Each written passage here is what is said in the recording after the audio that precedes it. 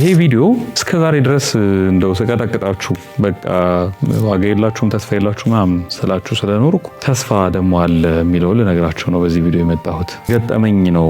ዛሬ ጸጉር ቤት ምናምን ነበርኩና ከጸጉር ቆራጬ ጋር እያወራን ጸጉር ቆራጬ አልኩኝ አይደለ ወንድና ጸጉር ቆራጭ ምናምን ይባላል። እያወራን አንዳንድ ነገሮች ነገረኝ። በቃ ገንዘብ እንዴት እንደሚያጠፋ ምናምን እንዴት መያዝ እንዳልቻለ ምናምን እና ኢትስ ሆፕለስ በቃ አሁን ያለው ኑሮ ምናምን እያለ ይነግረኛል። ለምንድነው ድሃ የሆን ነው?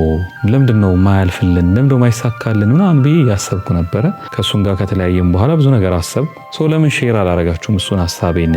ጥሩ ከሆነ ትጠቀሙበታላችሁ፣ ጥሩ ካልሆነ ደግሞ ዝም ብላችሁ እለፉት። ብዙ ግድ አይስጣችሁ። ምንድነው መሰላችሁ ያሰብኩት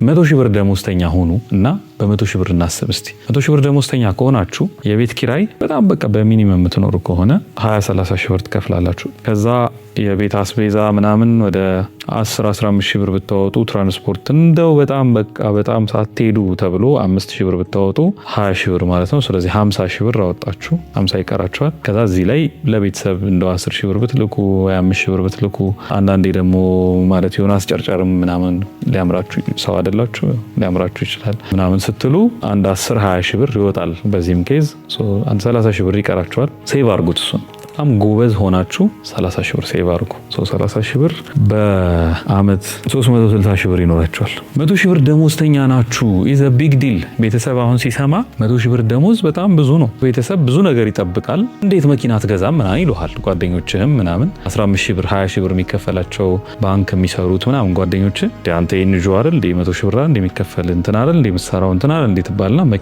መኪና መግዛት ፈለክ 30 ሺህ ብሩን ሴቭ ብታደርግ አመት ሴቭ ካደረክ 360 ሺህ ብር እንደዚህ አካባቢ ሴቭ ታደርጋለህ። ቪትስ መግዛት ፈለክና 2 ሚሊዮን ብር ነው እንበል። አንድ 5-6 አመት ይፈልጋል ማለት ነው። 2 ሚሊዮን ብር ሴቭ ለማድረግ ስትሪክትሊ 30 ሺህ ብር ሴቭ እያደረክ 5-6 አመት ይፈልጋል። 100 ሺህ ብር ደሞዝተኛ አይንገስዋት። ብዙ ሰው 100 ሺህ ብር አይከፈለው። ብዙ ሰው የሚከፈለው ይሄ ደና ተከፋይ የምትሉት ከ10 ሺህ እስከ 50 ሺህ ሬንጅ ውስጥ የሚከፈለው ሰው ነው። 5 ሺህ ብር ነው የሚከፈልሽ እንበልና እንጀምር። 5 ሺህ ብርን ቤተሰብ ጋር ነው የምትኖሪው። የትራንስፖርት ወጪ አታወጪም። ወንድምሽ ነው የሚያመላልስሽ።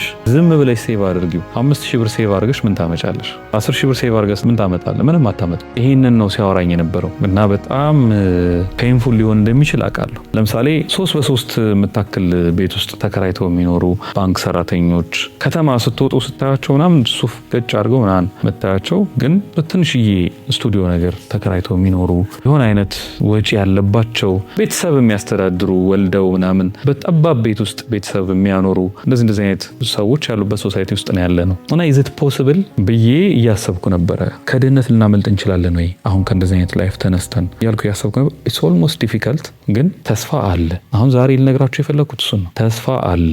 አልበርት አንስታይን ምን ይላል? አንድ ችግር በተፈጠረበት መንገድ ሊፈታ አይችልም። ስለዚህ ትንሽ ቀየር ማድረግ ይፈልጋል። ተስፋው እሱ ነው። ኦፍኮርስ እግዚአብሔር ለሁሉም ሰው የሆነ የሚያዘጋጅለት ነገር አለ። ግን ዋን ቲንግ ማወቅ ያለባችሁ 7 ቢሊዮን ህዝብ አለ ዓለም ላይ እና ኦፍኮርስ እግዚአብሔር አንሊሚትድ አምላክ ነው። ለማንም ጎሎት ወይም ለማንም አንሶ አያውቅም። ግን ስታስበው ለአንተ ብቻ ምናምን ለምን ሎተሪውንም እድል ሲሰጥ የስራ እድሉንም ሲሰጥ እንትኑንም ሲያመቻች ምናምን ለምን ለአንተ ብቻ ማለት ሌላው ሰውዬስ? ከዚህ ነው የወሰድኩት ቴካዌ ምንድነው? እድል ሁሌ አይመጣም። አይ ዶንት ቲንክ ሶ። እድል ሁሌ ይመጣ የሆነ ጊዜ ነው የሚመጣው እድል። ገንዘብም እንደዛው የሆነ ጊዜ ላይ አሪፍ ትሰራላችሁ። እንደዛ ገጥሞኝ ያውቃል። ድሮ ገና ላይፍን በደንብ ሲጀምር አካባቢ ምሳሌ ላይ በደንብ ሰራው። ከዛ ብር የለም 4 ወር 5 ወር ምናምን የቤት ኪራይ የምከፍለው ያቺ ሴቭ ያረኳትን ምናምን ብር ነበር እና ገንዘብም የሆነ ወዲያው አይመጣም። ስለዚህ ምንድነው ያለው አማራጭ ታዲያ? በዚህ ሂሳብ እኮ ካሰብነው መኪና አገዙ፣ ኦብቪየስሊ አገዙ፣ ህይወታችሁ አይቀየርም። ኦብቪየስሊ በዚህ እንትን ካየ ነው። እንዴት ነው ተስፋ አለ የምትለን ታዲያ ካላችሁ፣ ተስፋ አለ። ምንድነው መሰላችሁ ተስፋው? ትንሽ ነገሩን ቀየር አድርጎ ማየት። ለምሳሌ 3000 ብር ነው ደሞዛችሁ። አሁን ሚራክል ነው። አሁን 3000 ብር ደሞዝተኛ የሆነ ሰው ክሬዚ። 1000 ብር ቤት ምን አይነት ሊሆን ይችላል? 1000 ብር ቤቱ ይከራይና 1000 ብር አስቤዛ ቢወጣ የትራንስፖርት ባይኖርበት እዛው በእግር እየተመላለሰ ቢሰራ ብለን አስበን ማለት ነው። የ3000 ብር ደሞዝተኛ ስላለ ነው ኢትዮጵያ ውስጥ። እንዴት እንደሚኖሩ አላውቅም። ግን በዛ ሚራክል ውስጥ የሚኖር ሰው መቼም የሰው ልጅ ያምረዋል ብዙ ነገርና መኪና ልግዛ ብሎ አማረው ነሰሰርሊ መኪና ገዝቼ ልንዳ ብሎ አምሮት እኮ ላይሆን ይችላል። ራይድ ልስራበት የሆነ ነገር ልስራበት ብሎ ብቻ የሰው ልጅ ያምረዋል አይደል? አሰበ እና መኪና እንዴት እናስገዛው እስቲ ብዬ ቁጭ እያሰብኩ ነበር። ኢትስ ናት ኢዚ ግን እንዲህ ቢሆን ብላችሁ አስቡ። 1000 ብሩን ሴቭ ያርግ። 3000 ብር ነው ደሞዙ።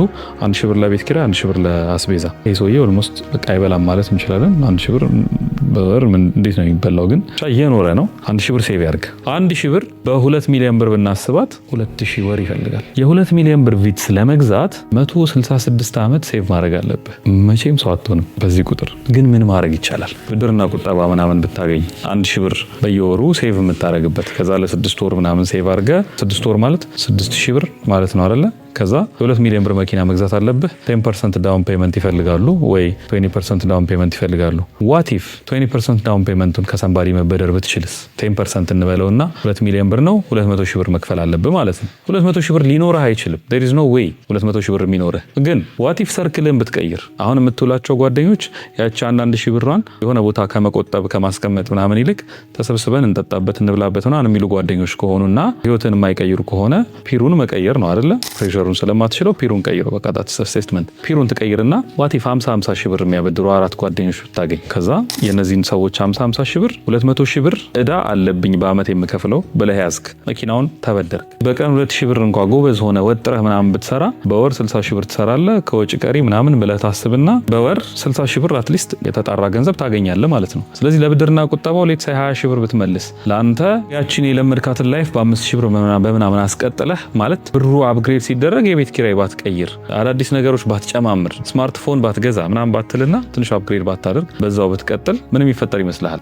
ተስፋ አለ ስቲል። ትንሽ መንገዱን መቀየር ነው የሚጠበቅብን። ስለዚህ ዋት ኢፍ የሆነ አይነት ብድርና ቁጠባ ሲስተም ብታገኙ፣ ዋት ኢፍ ሰርክላችሁን ብትቀይሩ፣ ዋት ኢፍ የምታገኟትን 1 ሺህ ብር አጠራቅማችሁ በወር 1 ሺህ ብር ሴቭ አድርጋችሁ ሌት ሴይ በአመት 12 ሺህ ብር ይኖራችኋል። ይህን 12 ሺህ ብር 20 ሺህ ብር 30 ሺህ ብር ይዛችሁ የሆነች ትንሽዬ ቢዝነስ ብትጀምሩባትና እሷን ትንሽ ለማሳደግ ብትሞክሩ፣ እሷን ቢዝነስ ይዛችሁ ደግሞ ከሰንባዲ 100 ሺህ ብር 200 ሺህ ብር ጨምራችሁበት የሆነ ነገር ብታደርጉትስ? ይሄ ቀጥታውን መንገድ ሁሌ ካሰብን እሱ እድሜ ልክ የመጣንበት መንገድ ስለሆነ አይኖ አዋጭ ስላልሆነ ስለማያዋጣ ነው እየወጣችሁ የምትጠጡበት ወይ ገንዘቡን የምትበሉበት ምናምን የምታደርጉበት የትም አያደርሳችሁም። 1 ሺህ ብር 2 ሺህ ብር ሴቭ አድርጋችሁ ምንም የትም አደርሱ። ግን ኦፖርቹኒቲ ሲመጣስ ነው ጥያቄ። አሁን እንደምንም ተሟሙታችሁ 100 ሺህ ብር ሴቭ አደረጋችሁ እንበል። የሆነ ኦፖርቹኒቲ መጥቶ የ1 ሚሊዮን ብር የሆነ ክሬዚ የሆነ ኦፖርቹኒቲ ቢመጣና ዳውን ፔመንት 10%ን 100 ሺህ ብር አስቀምጡ ብትባሉ 100 ሺህ ብር ያለው ሰው ነው እዛ ጋር ኦፖርቹኒቲ የሚያገኘው።